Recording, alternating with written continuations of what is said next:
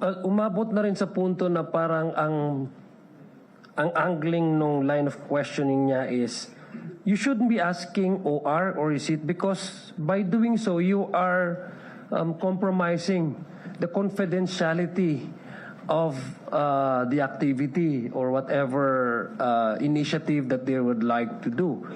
Pero ganito kasi yan eh. Pag magbibili ka ng isang, let's say, laptop ay nakasulat doon ng mga goods, di ba? Laptop, chairs. Hindi mo naman sasabihin na itong bibilihin ko itong laptop, confidential ito, gagamitin namin sa confidential nature ito. No. Actually, no, even the shop does not care whether you use it for whatever purpose. Di ba? Ang issue lang is you have used a public fund. Hindi mo pera yan. So talagang kailangan ng COA mag-request sila ng ng OR and mga invoice.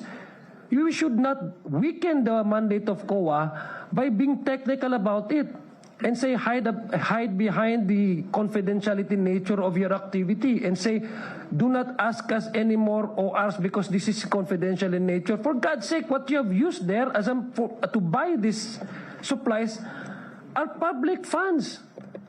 And the only agency that is constitutionally mandated to audit any transaction, government expenses, na using taxpayers' money is COA.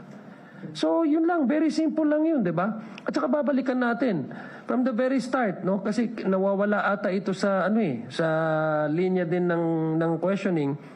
Yung mismong pagbigay ng hindi non-transferable, hindi pwedeng i-delegate.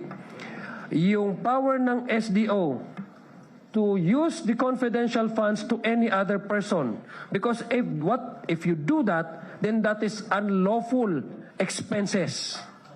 From the very start pa lang, unlawful expenses. Whether kung akong tatanungin mo, whether may OR man yan o walang OR, the mere fact that you have given this task that you're supposed to be exercised, you alone, to another person, that makes the expenses unlawful.